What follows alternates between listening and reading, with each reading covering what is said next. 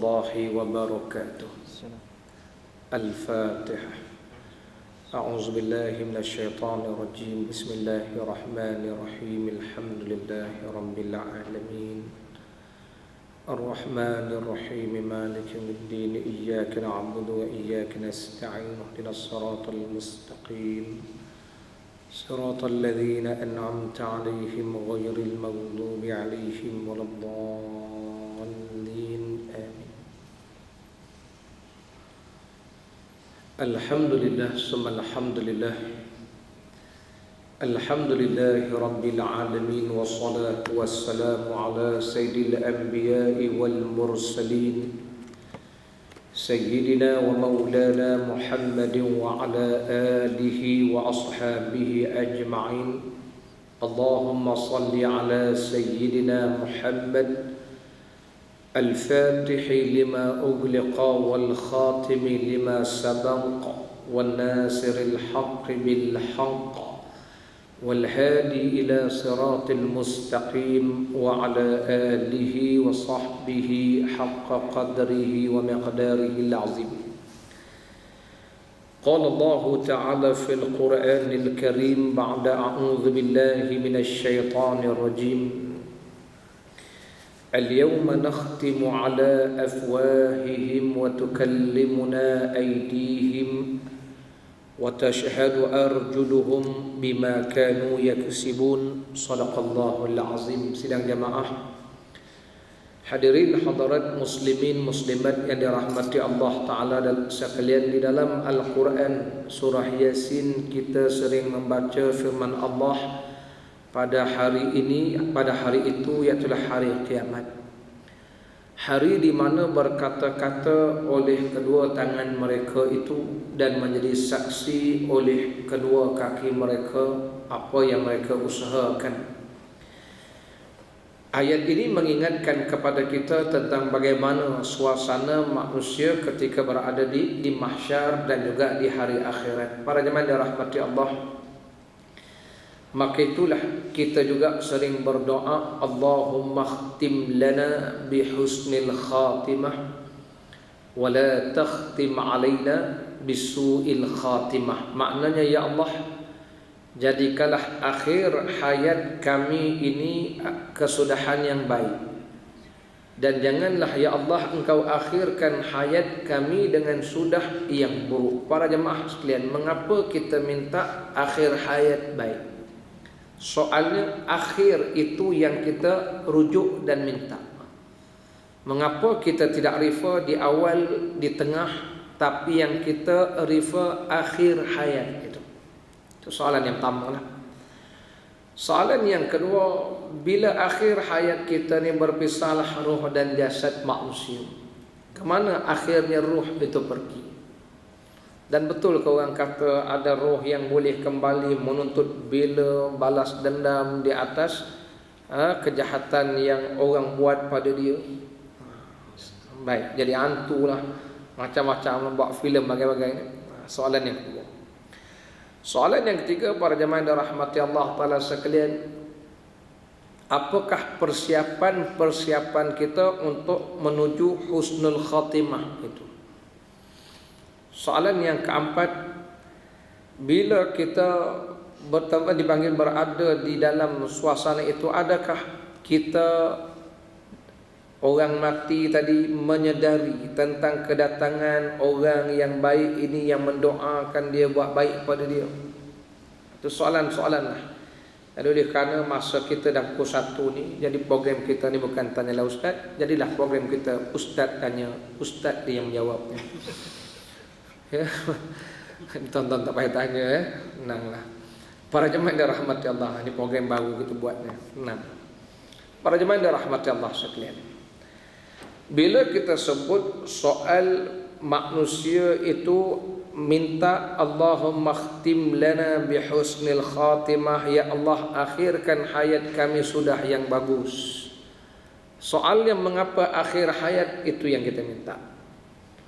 Sebab apa akhir hayat kita minta bagus? Kerana Rasulullah SAW pernah bersabda, dibangkitkan manusia besok di mahsyar, sabda Rasul, bagaimana akhir hayat dia di bumi. Bangkit manusia besok di mahsyar, bagaimana akhir hayat hidup dia.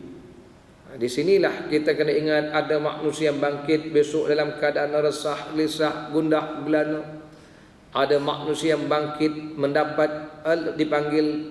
mendapat naungan bayang arasy Allah Subhanahu wa taala. Ada manusia yang bangkit dalam keadaan terhuyung, hayang, gila dan bagai-bagai, itu hilang akalnya. Maka itulah kita minta pada Allah, biarlah akhir hayat kita ni sudahnya bagus. Dan memang kita tengok pun ada orang yang akhir hayatnya meninggal ketika sembahyang. Almarhum tuan guru pondok kami meninggal waktu subuh Jumaat dalam sembahyang subuh. Ya Allah pilih manusia macam ni. Anak cucu kepada Tok Kenali, Tuan Guru Haji Saleh Kenali, meninggal dalam sembahyang depan Kaabah gitu. Itu Allah pilih manusia. Seorang Tok Guru di Kelantan, dia sedang mengajar kuliah maghrib, kena heart attack. Jadi dia sakit dada, dia kata ambil letih. Dia baring atas meja tu, tak kepala, meninggal atas meja tu. Allah pilih itu. Saya mengajar di desa Surada, desa Sungai Ramal Dalam. Tok Siak dia mati dalam semayang, sewaktu sujud meninggal. Kadang-kadang Tok Siak ni dah Allah pilih dia lebih betul imam. Sebab memang Tok Siak ni orang ikhlas kan. Saya duk perhatilah masjid-masjid mana Tok Siak lah yang datang awal sekali, Tok Siak. Nak buka pintu pagar, nak buka masjid kan Tok Siak. Kedua datang Tok Bilal sebab dia nak azan. Yang tiga imam. Baik imam tunggu azan dulu. Mana ustaz tahu, kita imam kita tahu. Tunggu azan pun datang. Yang paling lambat imam makmum. Asyik masbuk makmum. Yang balik awal makmum. Lepas tu Tok Imam balik, Tok Bilal pasal nak tutup speaker. Lepas tu Tok Siak ada. Tok Siak ikhlas dia, last kali dia datang awal balik last. Kalau masjid bersih pun yang dapat nama Tok Imam. Orang tak tanya Tok Siak, "Mam, masjid bersih Mam?" Kata Imam, "Tengok orang lah. Macam Tok Imam yang bersihkan." Tok Siak tak bunyi pun Tok Siak kan. Itu ikhlasnya Allah beri pada dia kemuliaan. Para jemaah yang dirahmati Allah Taala sekalian. Lepas tu kita minta akhir hayat kita biarlah sudah kita bagus. Baik kalau begitu. Apakah persiapan kita nak mendapatkan husnul khatimah, kesudahan yang bagus? Ini yang pertama para jemaah dirahmati Allah. Persiapan yang kita kena buat yang pertamanya ialah satu hari Sayyidina Anas bin Malik menceritakan bagaimana Rasulullah sallallahu alaihi wasallam dan para sahabat melihat satu jenazah diusung orang ramai. Kata Sayyidina Anas, orang usung satu jenazah, maka sahabat yang hadir di situ memuji-muji si mati itu. Bila Rasulullah dengar Nabi kata wajib bagi dia. Kata Sayyidina Anas, kemudian orang ramai usung lagi satu jenazah. Mereka tahu yang mati ini munafik, mereka menyebut kejahatan si mati itu. Bila Rasulullah dengar Nabi kata wajib bagi dia. Sayyidina Umar Al-Khattab yang ada di situ dengar Nabi kata wajib, Sayyidina Umar tanya, "Ma wajabat ya Rasulullah?" Apa dia yang wajib itu ya Rasulullah? Sabda Nabi, "Ini jenazah ni yang kamu duduk puji tadi ni, wajib bagi syurga. Kamu saksi Allah di bumi ini. Yang ini jenazah ni yang kamu duk sebut jahat dia ni, wajib bagi neraka. Kamu saksi Allah di bumi ini." Jadi yang pertama persiapan yang kita kena buat ialah membanyakkan saksi kebaikan. Sebab tu tadi di awal saya sebut ada Allah berfirman, "Al-yawma nakhtimu ala afwahihim wa tukallimuna aydihim." Jangan lupa Allah Taala berfirman pada hari itu tangan kita jadi saksi. Tangan yang menulis, tangan yang menderma, tangan yang membantu, tangan yang mengundi, mau jadi saksi. Tak? Tangan yang memecat orang, mau jadi saksi. Yang tak jawatan, left group pun ada. Semuanya menjadi saksi di dalam kehidupan kita. Batu kita ni banyakkan saksi-saksi kebaikan sehingga Rasulullah sallallahu alaihi wasallam menggambarkan kesaksian itu, sehingga Nabi sebut kita pergi Mekah, kalau tak boleh nak cium Hajar Aswad, Nabi suruh kita angkat tangan istislam dengan Hajar Aswad itu, sebut bismillah, Allahu akbar walillahil hamd, kucuk tangan. Nabi kata tapak tangan kita dengan Hajar Aswad jadi saksi. Sebab tu tangan jangan nak menampau orang sembarang, jangan. Jadi saksi besok di hadapan Allah Subhanahu wa taala. Maka itu kita pun bergerak sana kemari mau jadi saksi.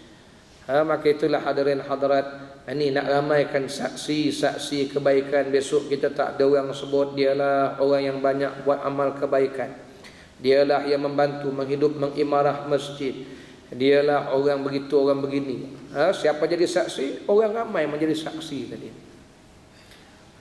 Para jemaah yang dirahmati Allah Taala sekalian, yang kita tak mau ni ramai saksi jahat. Sebab tu bila sahabat tadi menyebut kejahatan orang munafik, menyebut kejahatan orang munafik, Nabi kata wajib dari neraka kamu saksi Allah gitu.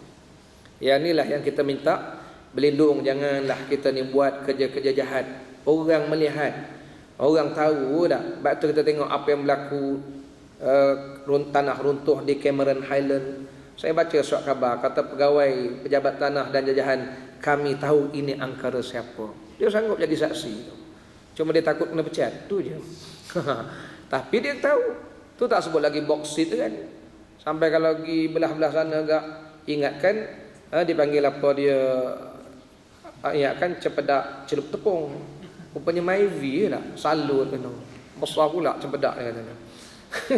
Rupanya Myvi salut dengan boksit dan macam celup tepung. Pun orang kata dah, saksi-saksi ada. Nak sebut kita ni, pertama sekali persiapan kita menuju husnul khatimah ni ialah perbanyakkan saksi baik. Besok kita tak ada orang sebut, jangan besok tak ada orang kata alhamdulillah mati dah Mamat seorang ni. Patutnya 5 tahun dulu dia ni mati kan. Orang bukan datang nak puji dia, malah orang datang sujud syukur ramai-ramai. Allah punya marahnya manusia, itu yang kita paling bimbang sekali hadirin hadirat ya. Jadi itu yang pertama sekali kita ni, biar saksi kebaikan, meramaikan amal-amal, membanyakkan amal-amal kebajikan kita. Moga-moga itu yang pertama, kita nak mendapatkan husnul khatimah, sabit dengan sabda Nabi, wajabat wa antum syuhada'ullahi fil ardi, wajiblah kamu itu ke syurga, kerana kamu semua saksi Allah Subhanahu wa taala itu. Inilah yang kita buat, kerja-kerja kebajikan, amal-amal kebaikan ini yang penting kena ikhlas itu je. Yang pertama tu hadirin hadirat. Yang keduanya, untuk menuju husnul khatimah ini, satu ketika Rasulullah sallallahu alaihi wasallam dan para sahabat setelah mengkebumikan satu jenazah, sahabat-sahabat berdiri keliling tanah kubur itu. Sabda Nabi sallallahu alaihi wasallam kepada para sahabat yang hadir, istaghfiru li akhikum wasalu at-tathbit fa innahu al-ana yus'al. Atau kama qala Rasul, Nabi pesan kepada sahabat yang berdiri di tanah kubur tu, batu kita ni lepas ke bumi jenazah, jangan terus balik. Buat sesuatu kepada si mati. Cuma janganlah berkelahi dah. Si mati tu dengar ke tak dengar, dengar ke tak dengar tu. Saya ni belajar 2 aliran, pondok pun mengaji, di luar pun mengaji juga lah. Jadi kita ni open sikit lah. Sebab masing-masing ada dalil. Yang kata dengar ni, orang mati ni dengar, ambil hadis Nabi SAW. Nabi sebut dalam hadis yang sahih, bila dikebumikan jenazah ini, diratakan tanah, lalu datang 2 malaikat, fayatiyani, datang 2 malaikat, fayuqidanihi, mendudukkan dia separas pinggang. Lalu sabda Nabi, dia dengar tapak kasut orang tinggalkan dia. Nabi kata dia dengar tapak kasut. Di situlah nas ulama, kalau tapak kasut dengar, orang bercakap takkan tak dengar. Satu. Yang keduanya, orang tanya Rasulullah, ada orang mati ni dia tahu ke apa kita buat? Nabi kata, innal mayyita ya'rifu may yaghsiluhu. Orang mati ni jangan kata dia tahu siapa mandikan dia pun dia tahu. Lepas tu kita sebagai anak, sebagai menantu, sebagai waris, isteri, suami meninggal, isteri meninggal, suamilah yang mandikan. Dia tahu siapa mandikan dia. Lepas tu kena bagi orang yang amanah mandi, bagi orang yang jahat mandi. Tengok kira kan orang tak ada, sekeh kepala je. Geram dah lama dendam dah. Dia tahu. Baik, itu dalil orang yang kata dengar lah. Yang kata tak dengar pula ini, dia ambil dalil Al-Quran. Allah sebut, innaka la tusmi'ul mautah. Kamu tak boleh beri orang mati dengar. Jadi mana satu ustaz yang betul, dengar ke tak dengar? Jawapannya tuan-tuan, jawapannya dua-dua betul. Dan cuma dengar tak dengar ni, jangankan kata si mati, saya ceramah ni yang hidup ni dengar ke tak dengar, saya tanya. Saya jawab. Yang hidup pun belum tentu dengar ya. Walaupun Tok Imam guna speaker, lurus soft, rapat soft, makmum belakang buat dek je. Berapa lama dah Tok Imam dia panggil ustaz-ustaz beritahu rapat-rapat, soft yang jarak-jarak tu syaitan duk celah. Buat dek je. Nak kata tak dengar pakai speaker. Saya jawab. Jadi dengar tak dengar ni bukan urusan kita, tu urusan Allah Ta'ala. Habis kita ceramah je lah. Ni pun kira buka mata dulu, saya ceramah pejam mata je. Nampak 2 juta orang nanti. Susah apa. Tak dengar, nak buat macam mana? Tak percaya tuan-tuan, tak percaya. Hari Jumaat, kalau dengar khutbah Jumaat, makmum baru lepas perkena cendol pulut tapai, masuk dalam tu. Cuba tanya, tajuk khutbah ni apa? Aku dengar, tapi aku nak cakap, tak dengar lah tu cakap. Tiap mengangguk je tak? Macam dengar. Tapi oleh kerana tajuk khutbah pun dah boring, jaga kebersihan sungai lah, bagai-bagai. Yang datang tu dengar baru ni hari wilayah punya tajuk kan. Sambutan hari wilayah. Yang dengar tak dengar? Mana ustaz tahu? Kita masuk golongan tu kita tahu. Dulu masa kerja bank, Allah letih je ni, nengkang mata ni dengar khutbah. Sampai sudah tak faham apa tu imam, tapi dengar. Tapi nak cakap tak boleh. Nak sebut, baik. Hadirin hadirat, nak balik tajuk kita. Jadi Nabi sebut pada para sahabat yang berdiri tanah kubur tu, Nabi kata, apa yang Nabi sebut? Nabi kata, istaghfiru li akhikum, mintakan ampun untuk saudara kamu ini. Wasalu at-tathbit, dan minta kepada Allah supaya sahabat kamu ni tathbit, tetap pendirian dia. Di sinilah persiapan kita nak mendapat husnul khatimah ni. Kena ada yang keduanya. Yang pertama tadi, banyakkan amal kebaikan, saksi kebaikan. Yang kedua, persiapan kita ialah at-tasbit. Apa makna tasbit, hadirin hadirat? Tasbit ni maknanya teguhkan pendirian. Jangan goncang. Besok Nabi kata, fa innahu al-ana yus'alu, kerana sekarang dia sedang disoal. Itu dalil menunjukkan memang ada soalan kubur ni ada. Ya, hari ni setengah orang Melayu dah tak percaya soal kubur. Dia kata karut. Nabi kata dia ditanya. Jadi masa ditanya itulah yang penting ialah tasbit. Nabi suruh sahabat-sahabat yang hadir wasadu, mintalah sekalian kamu pada Allah at-tasbit, supaya sahabat kamu ini tetap pendirian dia. Sesungguhnya dia sekarang ni sedang ditanya. Jadi masa tanya itulah kita nak kena teguh pendirian. Maka apa yang nak diperteguhkan ialah untuk menjawab soalan-soalan tadi. Malaikat tanya, ma rabbuka wa man nabiyyuka wa ma dinuka wa ma qiblatuka wa ma imamuka. Boleh tetap pendirian ke? Sebab manusia ni tuan-tuan, kalau dia berada dalam ketakutan yang bersangatan, kadang-kadang tak boleh buat apa.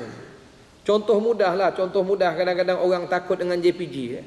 Dulu masa kita nak masuk periksa mandu kan, sekolah mandu, bukan macam sekarang pakai automatik, dulu pakai manual. Nak masuk kunci tak boleh ya, punya takut dengan JPG masa tu. Kunci pun tak jumpa mana. Allah, belajar kereta masa tu kereta Datsun kan masa tu saya ingat. Kelas pun tak masuk. Punya takut gabra saya takut. Samalah kita kena tahan dengan polis pun. Saya baru ni kena tahan dengan speed trap baru ni. Tapi kita kontrol lah kan. Buka cermin, saya pun pakai kopiah tu. Ya, mana nak pergi ceramah? Dia kata nanti ceramah jangan sebut polis pula ya. Sedap dia sound kita. Saya sukalah hadirin hadirat. Tapi baiklah polis tu lepas. Baik pasal lepas. Saya nak sebut apa dia tuan-tuan. Manusia ni kalau dia berada dalam keadaan takut tuan-tuan. Tanyalah sahabat kita saudara Zul tu, orang kalau takut apa jadi. Allah tuan-tuan, sungguh manusia ni kalau dia takut, habis hilang pedoman, hilang segala-gala. Bekas pelajar kita masa belajar dulu, saya ingat kami di Syria dengan Ustaz Nazmi Kari bagai-bagai. Sahabat kita dari Jordan. Jordan ni tuan-tuan, dia banyak duit melancung ke Israel, melancung Palestin, melancung ke Syria. Jadi kerajaan Syria ni anti Israel, dalam pasport ni dia bubuh cop Israel. Jadi dia lupa nak buang cop surat tu, surat Israel. Surat masuk Israel. Jadi jawazat dipanggil immigration, sudah buka dia punya pasport, tengok ada cap Israel. Jadi pegawai immigration tanya, kenapa pergi Israel? Apa dia jawab? Bukan saya seorang je pergi, ramai lagi belakang pergi dia. Orang tanya lain, dia jawab lain. Punya takut tuan-tuan. Memang manusia ni kalau dia takut, habis nak batu perompak pencuri, kalau dapat tangkap seorang, memang yang lain kena tangkap. Sebab manusia kalau dia takut tuan-tuan, pecah rahsia. Nak buat macam mana? Senang aja. Tangkap pencuri seorang ni, celup dalam air, bukan separuh mati, 3 suku mati bagi dia. Agak 3 suku kak, cungap-cungap tak? Lama. Seorang-seorang dia beritahu rahsia dah. Dah.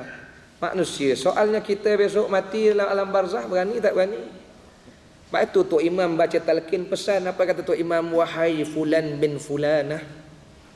Tok Imam pesan kan, Tok Imam pesan baca talqin, kata Tok Imam, wahai fulan bin fulanah, apabila datang kepada kamu 2 malaikat, janganlah takut dan bimbang, kerana keduanya itu makhluk Allah. Kalau keduanya bertanya kepadamu, jawablah dengan lidah yang fasih lagi lancar.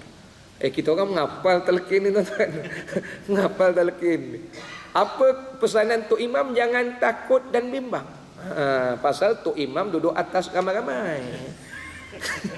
Terai imam turun bawah, teman. Dia kata jangan takut. Masalahnya yang bawah tu takut juga. Saya tak percaya tuan-tuan. Kita orang belah Selangor, belah KL ni barangkali meninggal ke bumi lewat sikit kan. Kalau meninggal malam, siang, meninggal siang, besok bawa ke bumi. Kalau orang Kelantan meninggal petang, malam ke bumi. Bayangkan malam tu malam Jumaat.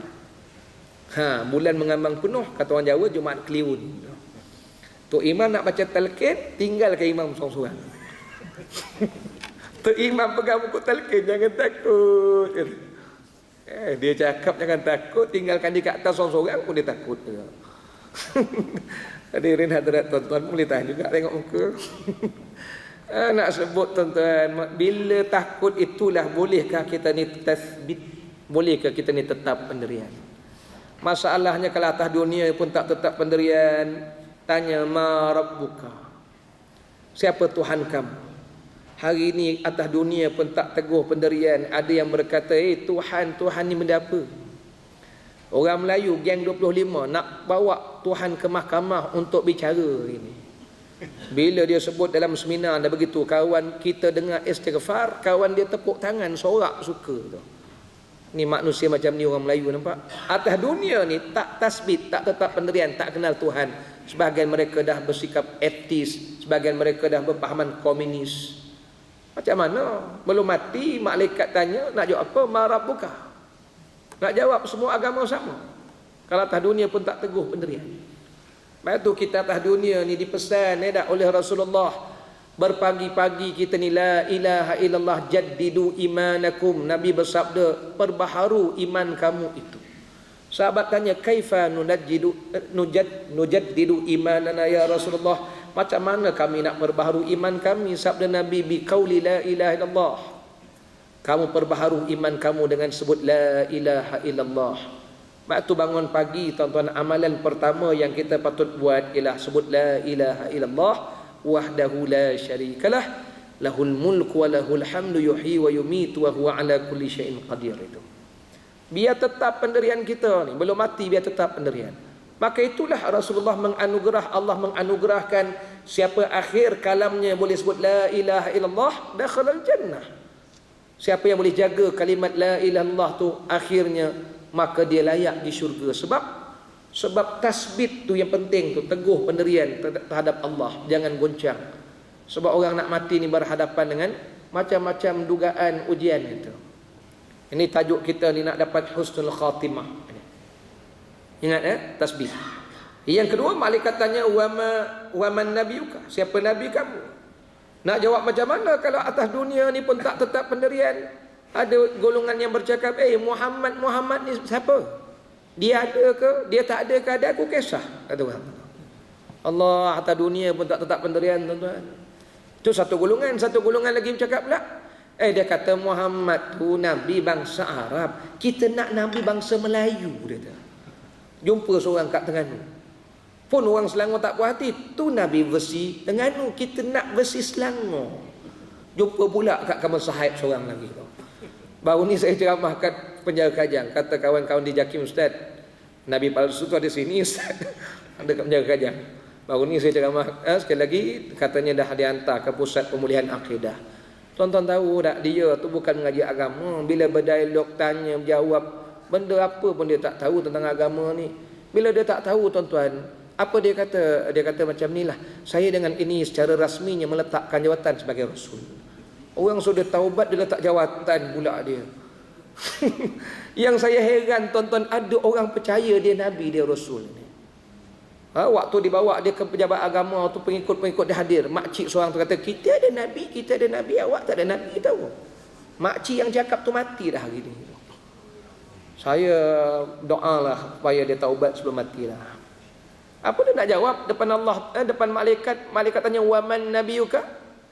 Nak jawab Pak Kahar, ayah pen Nabi. Malaikat marah. Bodoh, kata malaikat. Ini bukan malaikat tak cakap yang tu, saya tambah. Atas dunia tak teguh pendirian, tuan-tuan, macam mana? Ini kita, persiapan kita ni, tathbit ni kena ada. Ya, itu satu golongan yang kata bukan Nabi bangsa Arab, bukan Nabi bangsa Melayu. Satu golongan lagi, silap turun wahyu pula. Patut turun pada Ali, entah macam mana Jibril salah orang beri ke Muhammad. Ini geng Syiah pula. Tuan-tuan senyap je Syiah ke sini ya. Takut juga. Biasa Syiah tak pakai kopiah je. Para jemaah mata tu saya tambah-tambah ya. Jangan, tuan-tuan, ya, masalahnya kita ni kena teguh pendirian, belum mati kena tetap pendirian.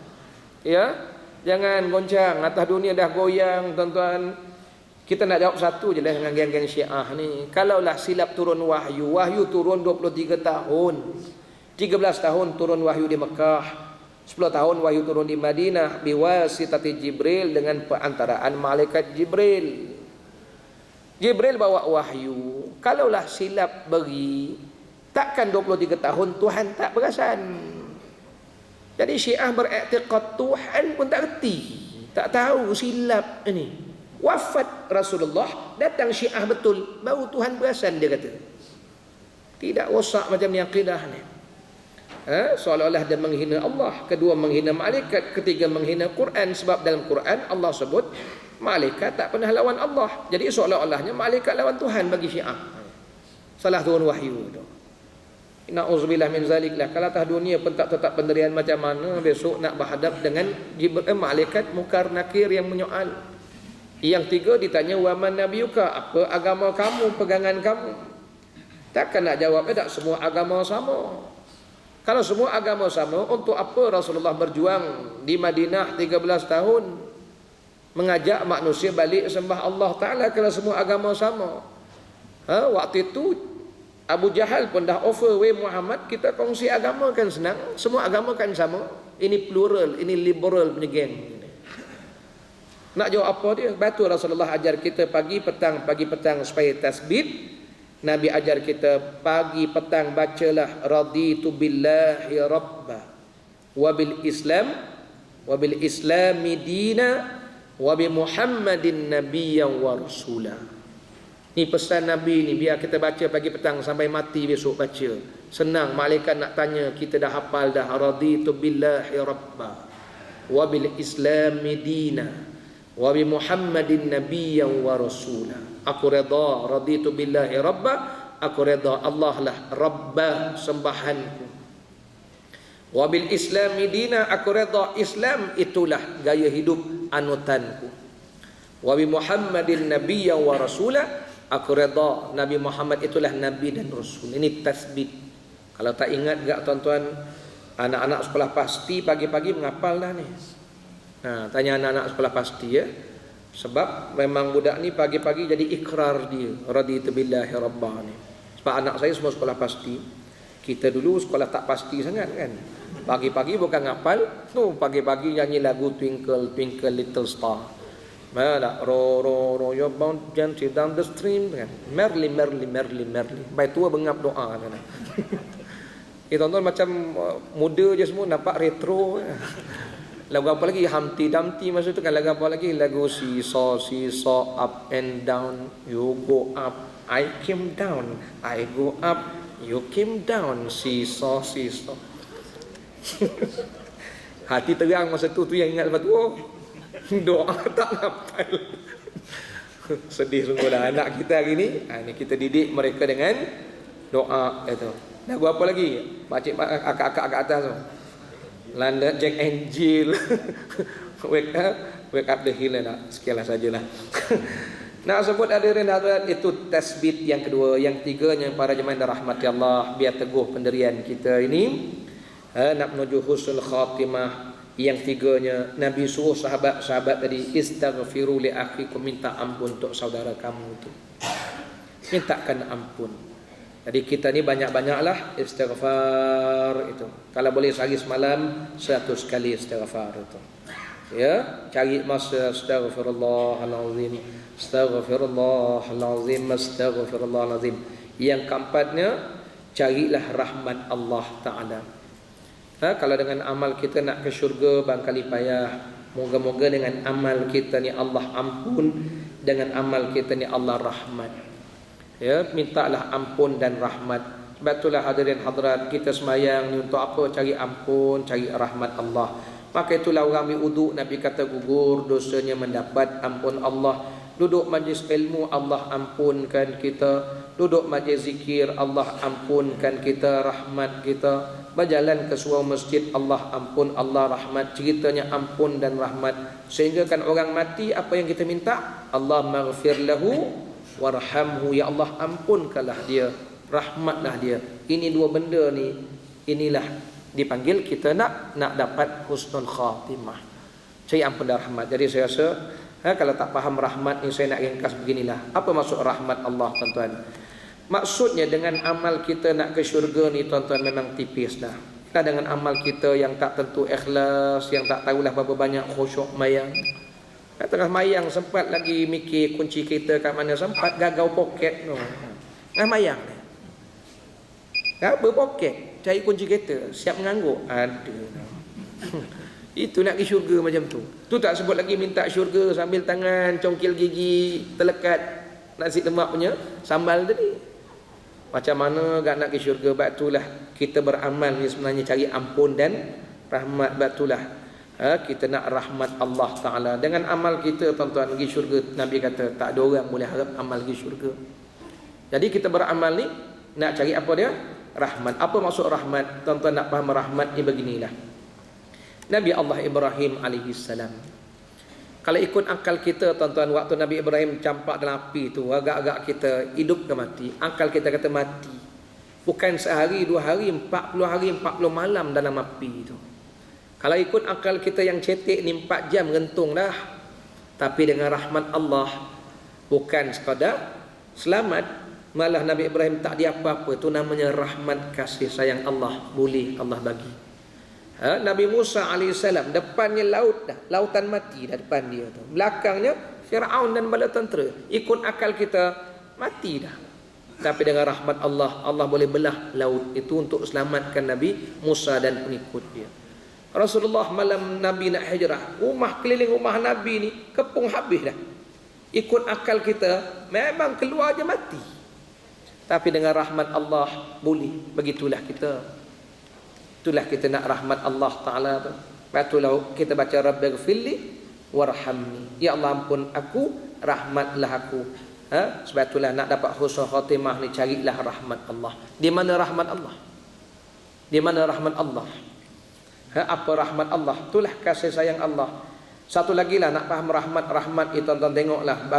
Kita baru ni jerebu kan, jerebu negara kita ni ingat makan 2 bulan 3 bulan jugalah hari tu. Sampai saya baca kenyataan akhbar, kenyataan WhatsApp, apa kata Jabatan Meteorologi, setidak-tidaknya 2 tahun baru selesai jerebu ni. Kita dengar 2 tahun menyirap darah kita tu. Sebab 2 tahun dalam keadaan kita tak nampak matahari. Hadirin hadirat, ikut akal kita tak boleh hilang tak selesai jerebu. Kita pun cadanglah buat mayang hajat lah, minta hujan lah, istisqa tu. Pun ada mulut-mulut jahat kata apa, dia kata takkan semayang hajat selesai, Jabatan Pertanian Awam pergi sana pada api pun tak selesai tahu. Takkan 2 rakaat boleh selesai. Yang jahat mulut ni, yang jahat mulut lagi apa dia kata, korang nak semayang hajat korang ni memang tak ada kerja lain ke? Korang semayang hajat memang korang ni nak menyusahkan Tuhan je kerja ya. Teruk betul dia orang ya. Sebab dia fikir dengan otak akal dia lupakan rahmat kasih sayang Allah. Kita pun buat semayang hajat, tuan-tuan tengok hari ni selesai tak selesai jerebu? Selesai. Itulah namanya rahmat. Kalau dengan akal kita nak pergi syurga, tuan-tuan tak. Tapi dengan amal kita, kalau Allah rahmat, boleh pergi syurga. Itulah carilah rahmat. Di mana rahmat Allah? Allah sebut dalam Quran, Nabi Muhammad itulah rahmatan lil alamin. Betul, jangan hina Rasulullah. Di mana lagi rahmat Allah? Allah sebut kami turunkan Quran. Quran itu syifa dan rahmat. Betul, jangan hina Quran. Itulah rahmat. Kalau nak faham apa itu rahmat Allah, maka dengan rahmat Allah itulah kita ni boleh bercakap, boleh melihat, boleh mayang, boleh berdiri, datang kuliah. Ni semua di atas rahmat kasih sayang Allah. Allah pilih kita. Allah, berapa ramai orang yang tak datang mayang, tak mau semayang. Allah tak pilih mereka, Allah tak sayang mereka. Sebab tu kita syukurlah Allah pilih kita dengan rahmat. Maka semayang kita, yang kita boleh bangun tahajud, boleh mayang duha, ni semuanya di atas rahmat kasih sayang. Maka jangan lupakan, ya Allah rahmatilah kami. Sebab tu nak dapat husnul khatimah ni, yang keempat, carilah rahmat sebanyak-banyak. Yang kelima, keenam, kita sambung siri akan datanglah tuan-tuan ya. Semoga dirahmati Allah. Dan sebelum saya mengundur diri, pertamanya tuan-tuan, saya dengan sahabat-sahabat hari ini mengusahakan beberapa program lah. Antaranya ialah program wakaf Al-Quran Juzuk Amma. Yang terbaru kita dipanggil sedang menyiapkan Al-Quran bertajwid, yang kita buat program untuk wakaf Quran. Dan kita dah masuk dalam KDN, untuk KDN semak di peringkat akhir insya-Allah. Dan kemudian kami juga menerbitkan majalah secara bermusim untuk Ramadan, yang juga kita sasarkan program wakaf juga. Kenapa kita nak hidupkan sistem wakaf ini? Supaya dapat kita sampaikan ke masyarakat luar sebagai saham perjuangan kita. Dan penulis-penulisnya kita dah keluarkan Ramadan terlepas, namanya Manhaj Ramadan. Kali ini kita nak keluarkan Manhaj 2.0. Penulis kita antaranya mufti wilayah lah yang terjemput. Saya lebih mensasarkan sahabat saya panelis TV9, Dr. Syauqi, Dr. Izhar, Ustaz Ilyas Ismail. Mereka semua setujulah nak menulis dalam buku itu. Moga-moga dapat kita bantu untuk kita panjangkan dana wakaf kita itu. Dan kemudian juga saya bentang sejadah di belakang itu untuk kita mengusahakan kerja-kerja kebajikan juga di Malaysia Timur. Hadirin hadirat, sebagai usaha dakwah kita, itu banyaklah buku kita kami bantu buat kerjasama dengan Universiti Malaysia Sabah UMS. Alhamdulillah dapat masukkan buku-buku dipanggil juzuk amma dan bagai-bagai di tempat-tempat dakwah kita. Sebab nak masuk sana tuan-tuan susah ya. Jadi dapatlah kita masuk dengan bantuan sahabat-sahabat kita itu. Jadi itulah usaha yang dapat kami buat secara kecil. Minta tuan-tuan bantulah. Sebab sahabat kita di sana pun kekurangan dana dan seumpamanya untuk kerja dakwah ni bukan senang kan. Kita nak pergi tak mampu tuan-tuan, nak ceramah macam ni, di lastiknya kita ada lah. Tu tak sebut lagi mereka yang sebagainya faham tak faham tuan-tuan. Masuk Islam keluar balik. Datang Kristian buat bantuan, masuk Kristian. Datang kita buat bantuan, masuk Islam balik. Bila kita tanya dia kenapa, dia kata apa? Dia kata, Ustaz, jangan marah kita orang. Ustaz Islam baru 1 kali, kita orang Islam sudah 10 kali tahu. Bangga pula di Islam banyak kali tau. Letih sungguhlah dia orang ni tuan-tuan. Tu tak sebut lagi tuan-tuan mengajar dia bagai-bagai itu bukan senang nak mengajar dia. Ambil uduk itu, rukun dia tuan-tuan, rukun uduk. Basuh pusat ni rukun uduk. Siapa mengajar ni? Tak tahulah ustaz mana mengajar dia. Tu tak boleh angkat takbir. Kita kata angkat takbir, ibu jari bawah cuping dia bawa begitu je. Pasal cuping telinga dia panjang, macam mana ngajar ni. Jenuh ngajar ya. Nak sebut sabar lah. Tu sebab kita tak minta sahabat-sahabat kita buat kerja-kerja dakwah ni, kita bantulah mereka. Hadirin hadirat yang pertama. Yang keduanya, bersama saya ni ada satu buku yang pernah saya bawa dulu, biodata Nabi Muhammad sallallahu alaihi wasallam, sebagai ingatan kita kepada Rasulullah sallallahu alaihi wasallam. Buku ni walaupun mahal RM30, tetapi punya nilai intelektual yang tinggi kerana menghimpunkan banyak maklumat tentang Rasulullah sallallahu alaihi wasallam. Tolong didapat dengan sahabat saya Haji Husin Luai itu. Seperti itulah. Semoga bertemu kembali pada masa akan datang. Bismillah, sallallahu alaihi wasallam Muhammad wa ala alihi wa sahbihi wa baraka wasallam. Walhamdulillahi rabbil alamin. Dan saya dimaklumkan lepas ni kita ada solat hajat. Silakan.